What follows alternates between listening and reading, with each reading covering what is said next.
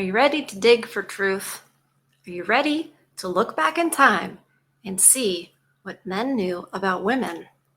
Oh, I don't know, hundreds of years ago? Do you want to see what they don't want you to see? They haven't banned it. They just took it away. They made you not look at it, much like a magician would. Hi, welcome back to Far From Eden. Today is Sunday. Today is the day we dedicate to literary archaeology. Right now, and until we're finished, we are digging through the Grimm Brothers fairy tales. And man, we have learned that there are a lot of evil stepmothers and witches. Interesting, wouldn't you say? We have found that usually the villain is not the man. The biggest and the worst thing that the men do is when they facilitate the evil of the other, of the women. I'm careful what I say because I don't want YouTube to not get this video out there, to not recommend it. It's already the little video that could, because at the end of the day, we're reading fairy tales. But you know what? Fairy tales are not what you think. They're not. It's not mere entertainment for children. These were instructional. The Grimm brothers abandoned their ambition to become a lawyer like their father was, like their late father was. They found folklore and they thought, we need to emphasize this. We need to scream this from the mountaintops, because they felt back then, interestingly, that their culture was being lost. Does that sound familiar to you? So I suppose we're honoring their work by carrying that forward. And it seems to me when we read these fairy tales that we can hear their screams from all the way back then. It was so important. And I think also I'm crooked. I'm so sorry. Oh, I'm probably going to make it worse. I don't know. Maybe that's straight. Maybe it's not, but it's okay. It's not the important thing. So today we start with the elves. And the little subtitle here is about the shoemaker for whom they did work. So I think we've all heard of the elves and the shoemaker. I've never read it because fairy tales just kind of went out of style. Convenient for the people, for the overlords. A shoemaker had become so poor he didn't have enough leather left for a single pair of shoes. In the evening, he cut out the shoes that he planned to work on the next morning. However, when he got up the next day and was about to sit down to do his work, he saw the two shoes already finished and beautifully made, standing on the table. Soon a customer paid so well that the shoemaker could purchase enough leather for 2 pairs of shoes, which he cut out that evening. The next morning, when he once again wanted to sit down and work, they were already finished, just as the pair had been the other day. Now he was able to purchase enough leather for 4 pairs of shoes from the money he received from the 2 pairs, and so it was. And so it went. Whatever he cut out in the evening was finished by morning, and soon he was a well-to-do man again. Now one evening, right before Christmas, after he had cut out many shoes and wanted to go to bed, he said to his wife, "We should stay up one time and see who does our work in the night." So they lit a candle, hid themselves in the corner of the room behind the clothes that had been hung up there, and watched closely. At midnight, 2 cute little naked men came and sat down at the wood workbench, took all the cutout pieces of the shoes, and worked so swiftly and nimbly that the shoemaker could not take his eyes off them. Indeed, they were incredibly fast, and he was amazed. They didn't stop until they had finished the work on all the shoes. Then they scampered away, and it wasn't even day yet. Now the shoemaker's wife said to him, "The little men have made us rich, so we ought to show that we're grateful. I feel sorry for them running around without any clothes and freezing." See, that's a good woman. That's a woman with morals and empathy. And so she should. And if I were reading this to children, I would stop and point that out, how the woman thought of others and cared for them and put herself in their shoes. Sorry, bad. Yeah. Anyway, that's what I would point out. It's an excellent moment to say that. I want to see new shirts, coats, jackets, and trousers for them. And you should make a pair of shoes for each one of them. All right, now she's barking orders. It didn't take long, did it? The shoemaker agreed, and when everything was finished, they set all the things out in the evening. They wanted to see what the little men would do and hid themselves again. Then the little ones appeared as usual at midnight. When they saw the clothes lying there, they seemed to be quite pleased. They put the clothes on extremely quickly, and when they were finished, they began to hop, jump, and dance. Finally, they danced right out the door and never returned. Well, that's not good. Well, okay. I guess the shoemaker can make the shoes now. Well, it was the woman's idea to put the clothes on them, and then they left. I guess in this scenario, maybe all is better left alone. Sometimes that's the case. Very interesting. Although I know that when you guys hear this story, you're going to have some insights that I didn't think of. Okay. Now, this is the next subheading or something. So we have the elves, and then was about the shoemaker for whom they'd work. Now this is another thing about the elves, about a servant girl who acted as godmother. Let's see what these little elves did this time.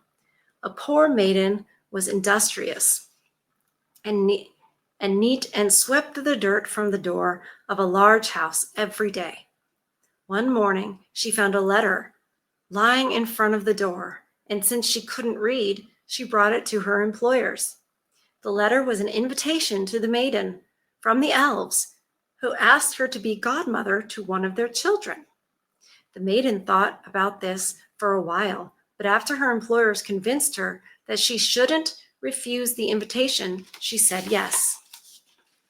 Soon after, 3 elves came and led her to a hollow mountain. Everything was small there, and also incredibly dainty and splendid. The mother was lying on a black ebony bed with pearl knobs. The covers were embroidered with gold. The cradle was ivory. The bathtub was made of gold. The maiden performed her duties as godmother and then wanted to depart right after doing this. But the elves asked her to remain with them for another 3 days. She spent those 3 days with great joy, and when they were over and she wanted to return home, they filled her pockets full of gold and led her back out of the mountain. And when she came to her home, she realized that it wasn't 3 days she had been gone, but one whole year.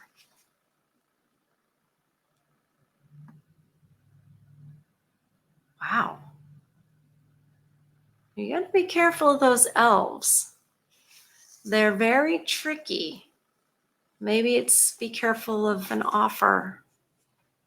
But I will say, she was industrious, and she was rewarded for being industrious. She was rewarded for her character. She couldn't read, she was poor, she was lowly, but it seemed she has very good character. So the elves chose her. I don't think it matters that she was gone for a year, because for that year, she wasn't very poor, and when she came back, she had a bunch of gold. Very interesting. They're not all directly, obvious about how they apply to today. Sometimes you just go, oh, wow, it was an industrious woman. That is a fairy tale about a woman whose child they had exchanged. Oh, geez. Although I know one of you in the chat has explained to me that elves are not good. They're not good. They're tricky. Because with a shoemaker, they did the shoes, but maybe they only did it to get that thing, and then they left. And then for this woman, when she was godmother, they took a whole year from her, and maybe she got ripped off. The elves had taken a mother's child from the cradle and replaced the baby with a changeling who had a fat head and glaring eyes, and who would do nothing but eat and drink. In her distress, the mother went to her neighbor and asked her for advice. The neighbor told her to carry the changeling into the kitchen, put him down on the hearth, light the fire, and boil water in 2 eggshells. Is she a witch? That would cause the changeling to laugh, and when he laughed, he would lose his power. The woman did everything the neighbor said, and when she put the eggshells filled with water on the fire, the block-headed changeling said, "Now I'm as old as the wester wood, and in all my life I've never seen eggshells cooked as these have been." And the changeling had to laugh about this, and as soon as he laughed, a crowd of elves came all at once. They brought the right child with them, placed him down on the hearth, and carried off the changeling. You cannot trust these elves. These elves are not good. These elves will trick you, and you might think you're getting something good. But it's too good to be true. At the end of the day, you're not going to do as well. The shoemaker was well-to-do, but is he going to keep being well-to-do? Or is he going to go back down the same path? Not sure. Okay, the next one we've already read. That's the robber bridegroom. We read that one. Yikes. That was dark. It's in the playlist. Okay, the next one, Herr Korbes. So I think that's Mr. Korbes. Once upon a time, there was a little hen and a little rooster who wanted to take a trip together. So the little rooster built a beautiful wagon with 4 red wheels and hitched 4 little mice to it. Then the little hen climbed into the wagon along with the little rooster, and this is how they drove off. Soon they came across a cat who asked, "Where are you going?" "We're off to see Herr Korbes today." "We're off without delay." "Take me with you," said the cat. "Gladly," answered the little rooster. "Sit in the back so you won't fall off." In front.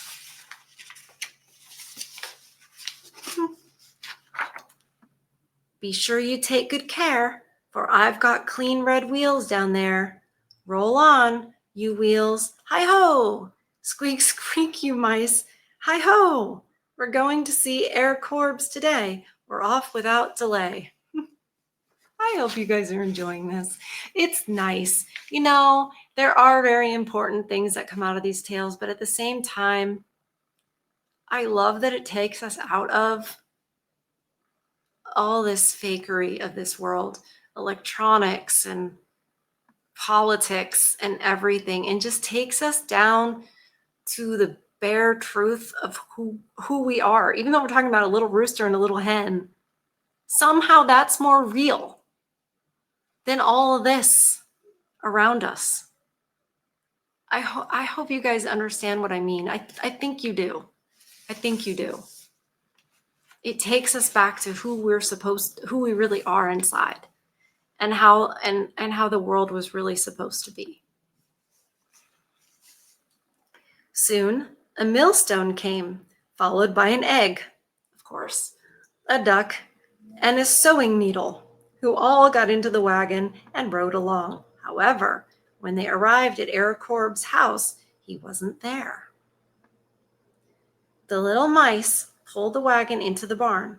The little hen and the little rooster flew up on a perch. The cat settled down in the hearth. The duck took place on the well sweep. The egg wrapped itself in a towel. The pin stuck itself in a chair cushion. The sewing needle jumped up on the bed right into the pillow, and the millstone climbed to the top of the door. When Eric Korbes came home, he went to the hearth to make a fire, but the cat threw ashes right into his face. It's not good. He ran quickly into the kitchen to wash the ashes off, but the duck splashed water in his face. As he tried to dry himself with the towel, the egg rolled toward him and broke open so that his eyes became glued shut. Now he wanted to rest and sit down in the chair, but the pin stuck him. This made him very irritated, and so he went and lay down in the bed, but the sewing needle stuck him just as his head hit the pillow. He became so angry and mad that he wanted to run out of the house. Just as he got through the front door, however, the millstone jumped down and ended him. Well, that's horrible for that dude. I don't think the little hen and the little rooster should have brought all these characters with them. They didn't know who they were.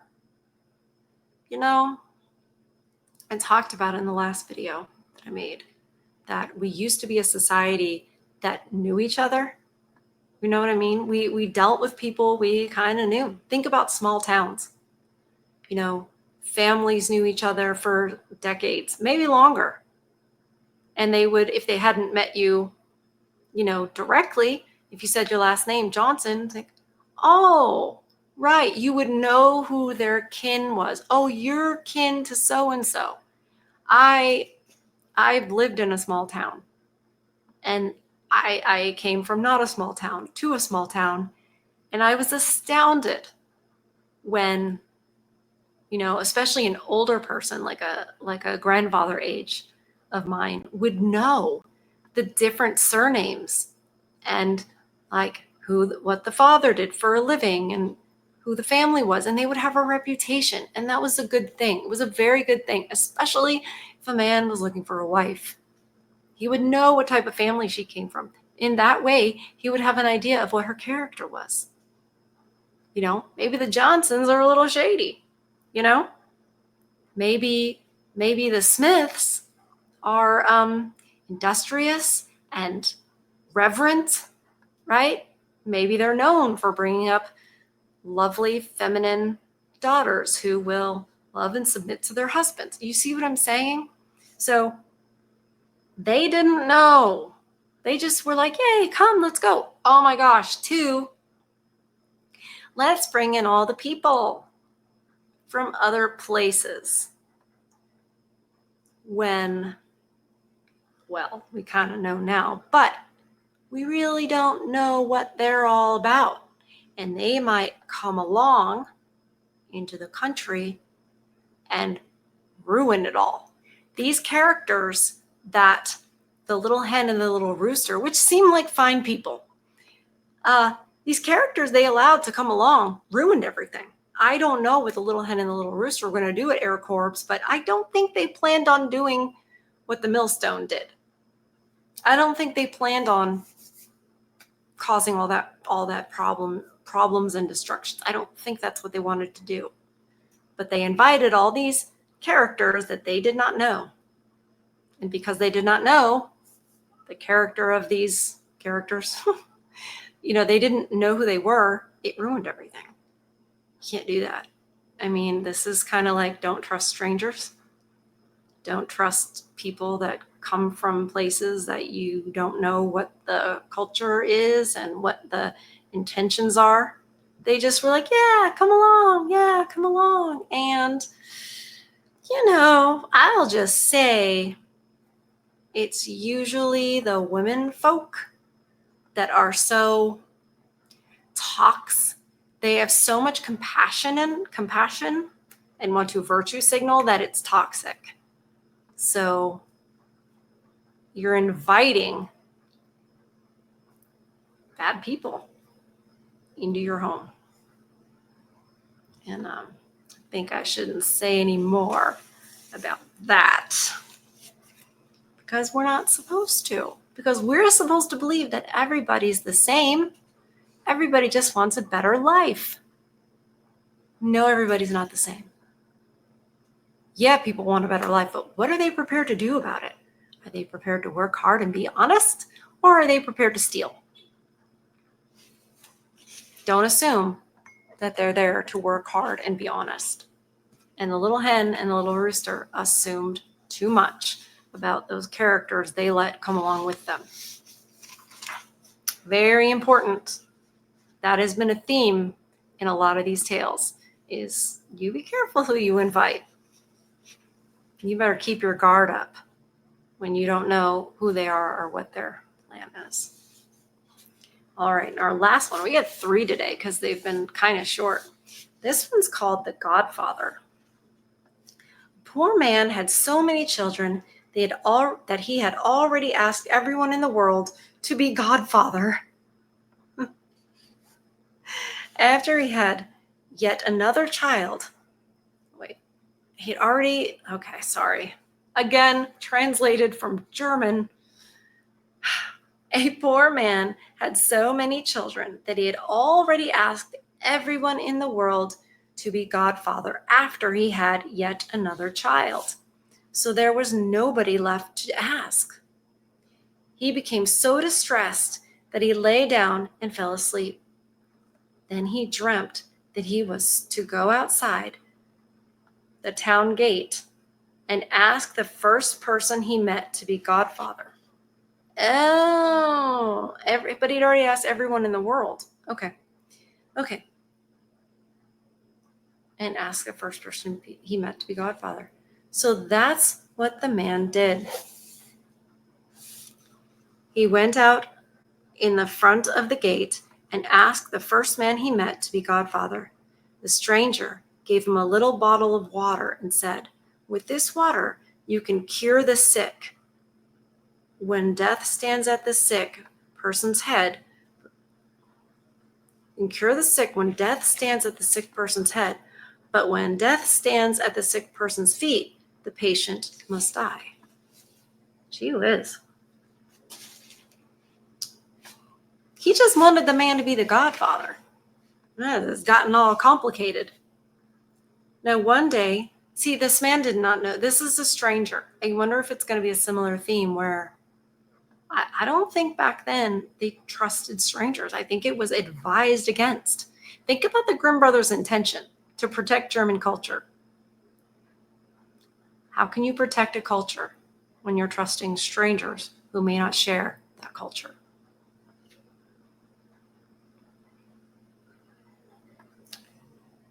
Now one day, the king's child became sick, and death stood at the child's head. So the man cured him with the water. The second time that the king's child became sick, the man cured him again, because death was standing at the head. But the third time, death was standing at the foot of the bed, and the child had to. I can't say it, especially when it's a child. Now one day, I read it again. Later, the man went to the godfather to tell him about everything. When he climbed the stairs in the house and reached the first landing, he encountered a shovel and a broom quarreling with each other. The man asked the godfather where the godfather lived, and the broom replied, "1 flight higher." When he came to the second landing, he saw a bunch of dead fingers lying there. Ew. And asked once again where the godfather lived. "1 flight higher," replied one of the fingers. On the third landing, there was a pile of skulls, who told him once again, "1 flight higher." I don't know if I'd trust these little things that are telling him to go higher. My level of trust after reading the previous fairy tale and this fairy tale so far, I am not trusting these things. But this man is just like, okay, maybe he is up there. But we've been reading these fairy tales. I feel like I've learned more reading these fairy tales.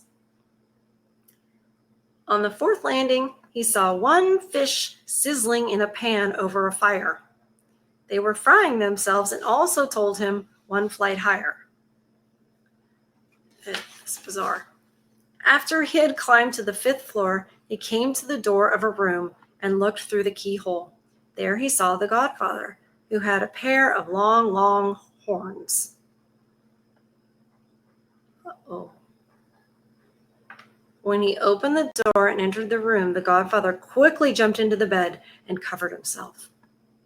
"Godfather," the man said, "when I came to the first landing, a broom and shovel were quarreling." "How can you be so simple-minded?" said the godfather. "That was the servant and the maid just talking to each other."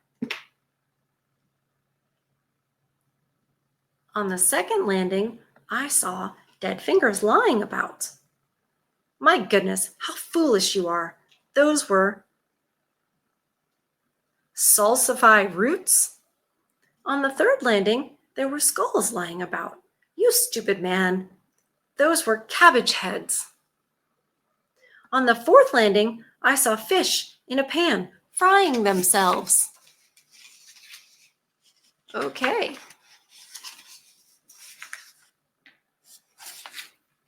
Just as he said that, the fish came in and served themselves on a platter. And when I came to the 5th landing, I looked through the keyhole and saw that you had long, long horns. Now that's just not true.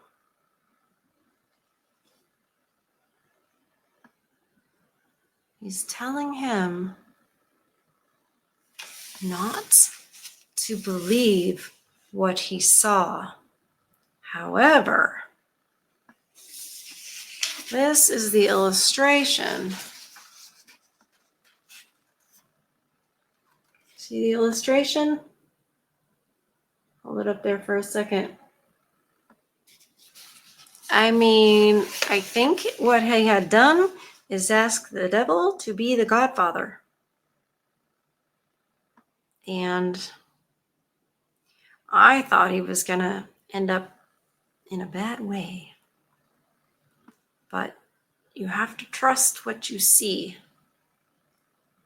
People will tell you not to believe your lying eyes, won't they?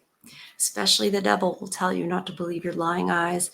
The overlords pull the strings. They pull the strings on this world we see. Don't believe what you see.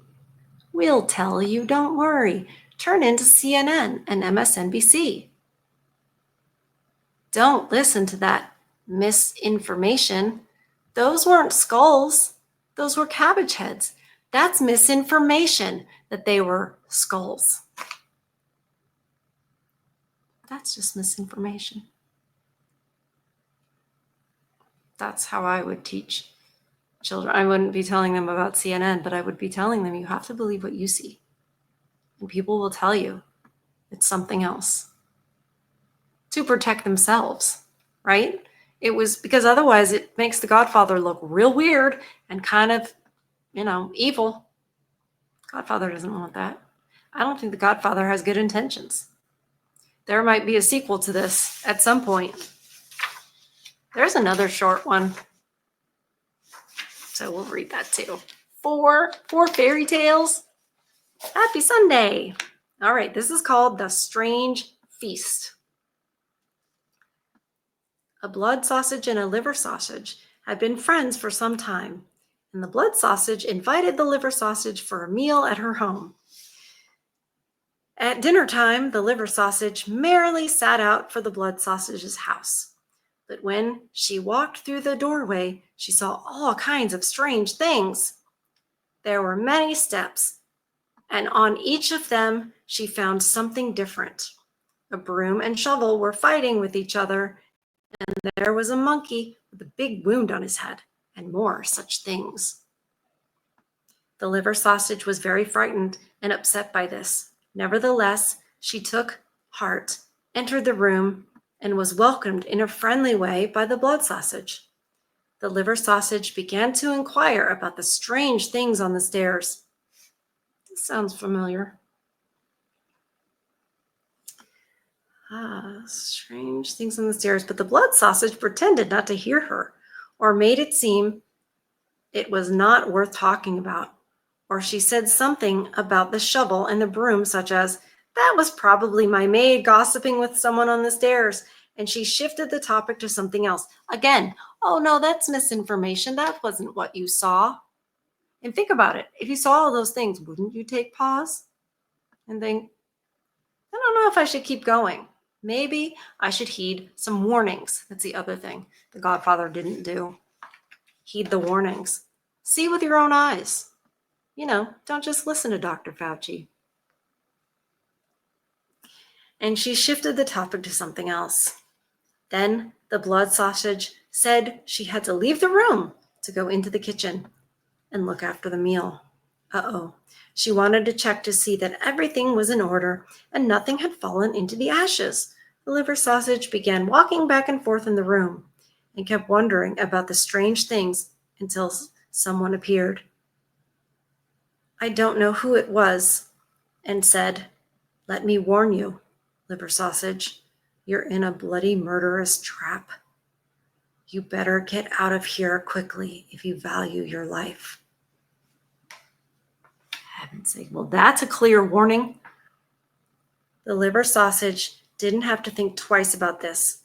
She ran out the door as fast as she could, nor did she stop until she got out of the house and was in the middle of the street. Then she looked around and saw the blood sausage standing high up in the attic window with a long knife that was gleaming as though it had just been sharpened. That's what she went in the kitchen to do. She wasn't checking on anything. The blood sausage threatened her with it and cried out, "If I had caught you, I would have had you." Exactly. You must heed the warnings and trust your own eyes. Heed the warnings, trust your own eyes. Don't trust strangers. Wow. So, if we had been raised with the fairy tales I just read, and I have to say all this very carefully, if we had been raised with the fairy tales I just read, we would be very hesitant to let people in to our country. We'd be hesitant because we'd be like, we don't know what they believe or how it'll affect all of this. We don't know what the threats might be. Okay, so that's one point. The second point is we would trust our own eyes and our own logic and think for ourselves. And we would say, Operation Warp Speed vaccines are so good. I had to finish that sentence with something YouTube likes. They take a long time to make. They do. And then we would start to question some things. We'd even ask ourselves, why can't we question it on a platform like YouTube or Facebook or whatever?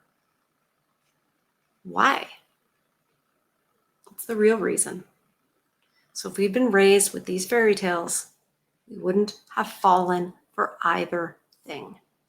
And yet, there are millions of people in the West, in all the countries in the West, who didn't know that they should be cautious about strangers, who believe, well, they're all like us. I'm sure they're just like us. Don't project your good character and your culture and everything onto other people as though they're going to be the same. They might not be. They're not. Sorry, but they're not. And when you see things that don't make sense and seem ominous, and somebody is telling you, no, you're mistaken. It's for your own good. We're here for your safety. Government loves you. You better get out of there. You better get out of there or you're going to be dinner. Like that sausage. So you may think fairy tales are just entertaining stories for little kids. That's not that's dark, but these are important lessons. And imagine if you'd learned that when you were a child. Especially women needed to learn all this outright because, again, they can take our natural compassion and empathy that is supposed to be geared towards children and our families. They take it, pervert it, send it out into the world, and make it so we just want everybody on the lifeboat, even though it's going to sink. And that's no good. So, thank you for joining me again on this Fairy Tale Sunday. I appreciate it so much. Feeds my soul. I look forward to it every week. And I love when you guys, comment and are in the chat saying this is my favorite day of the week because of this. I share that sentiment with you. So make sure you feed your soul today and protect your peace. I love you guys, and I'll see you on the next one. Bye.